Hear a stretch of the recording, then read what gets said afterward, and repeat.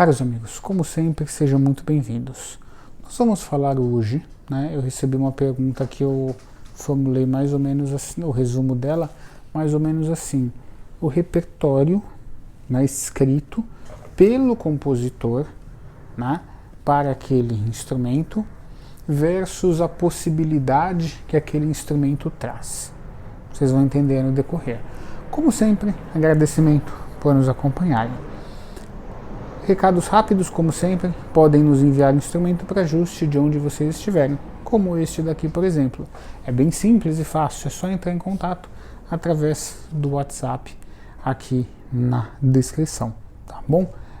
Nós nunca tivemos problemas com dano, com nada assim, é só embalar direitinho, como a gente explica, embalar o estojo, tá bom? A gente passa todas as explicações. Este mesmo foi enviado para ajuste. Logo mais o músico vai receber um vídeo meu explicando todo o trabalho feito e aí nós continuamos o trabalho. Bom, vamos lá. O que acontece? Os instrumentos vão passando por evoluções, certo? Eles vão passando, e essas evoluções, elas ocorrem ao longo dos séculos. Por exemplo, a gente tinha o violino barroco, depois o violino moderno. Ele ganhou um espelho maior, ângulos diferentes. Por quê? Porque a necessidade técnica, tanto dos músicos, quanto no caso dos intérpretes, e dos compositores, exigiam determinadas notas que os outros instrumentos não tinham, por ter um espelho um pouco menor. Então nós temos esta questão. Nenhum se sobrepõe ao outro, repertório versus limitações do instrumento, mas sim se conversam.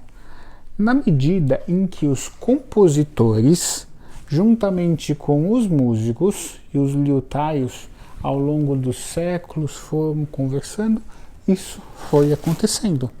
Por exemplo, o som no período barroco era de uma maneira que é diferente do classicismo, que é diferente do romantismo. Já ensinei aqui e já expliquei.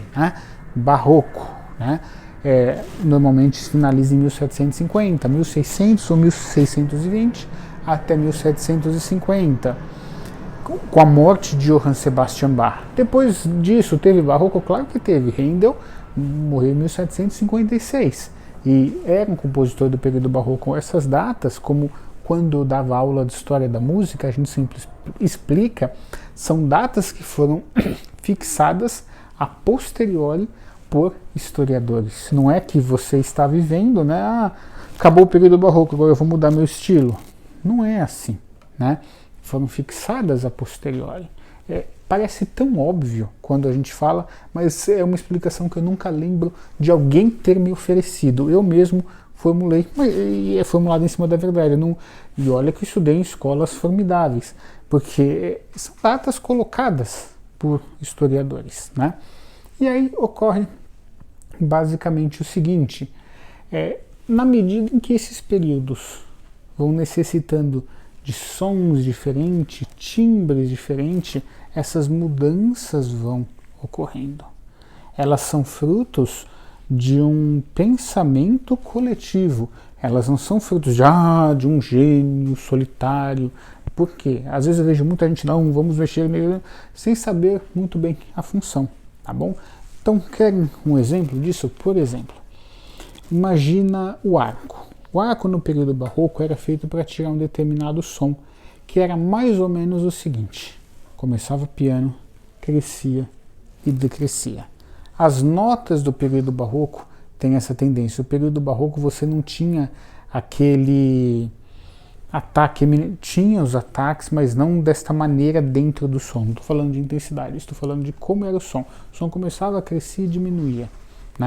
Mais adiante, o Leopold Mozart, o pai do Mozart, escreveu um tratado explicando que o som naquele período dele deveria ser mais ou menos igual um sino que tine, e vai perdendo o som.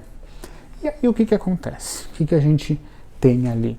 Depois, o classicismo e o romantismo. O que a gente tem no romantismo? Um som diferente, um som com mais vibrato, um timbre completamente diferente. Para expressar esse timbre, o arco precisou mudar. Ele já não era mais um arco curvo para cima ou reto, ele era um arco curvo para baixo.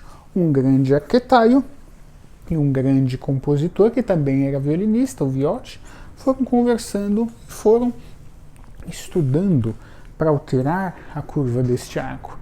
E depois, mais adiante, ela foi alterada de novo. Então, a evolução, não é nem evolução a palavra, mas as características que o repertório ia exigindo foi fazendo com que o instrumento, ou o arco, ou ambos, sofressem algumas alterações.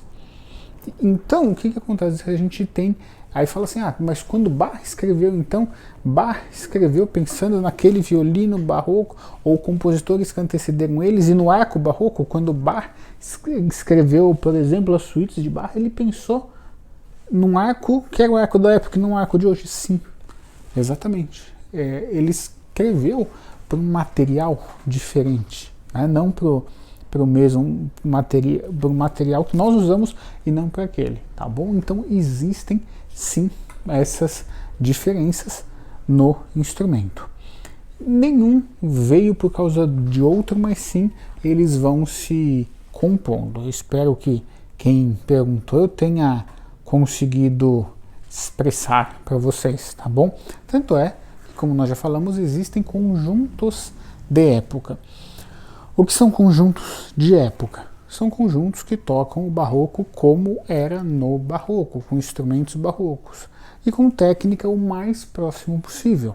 Por exemplo, no período barroco, existem muitas teorias que dizem que não existia o vibrato, certo? Ou era um vibrato como um ornamento, como também o pai do Mozart, o Leopold Mozart, escreveu no tratado dele. Né? Ou é uma coisa específica em uma nota. Tanto é que existem diversas visões. Existem músicos que a gente pode dizer assim são mais puristas, que vão tocar o barroco como era no barroco, e se você estiver fazendo um teste com um músico desse, você colocar um vibrato, você está eliminado nesse teste. Existem músicos que vão imaginar diferente, que o vibrato é aquele vibrato que você começa, cresce e diminui. Já existem músicos que vão tocar o barroco com uma interpretação romântica, do romantismo. Você já começa no vibrato antes de entrar na nota. E o ataque do arco também é diferente. No barroco você coloca e vem, né? É mais ou menos um pouso de helicóptero. Já no romantismo você tem aquele ataque que é como um pouso de um avião, como eu ensinava para os meus alunos. Então são coisas diferentes, né?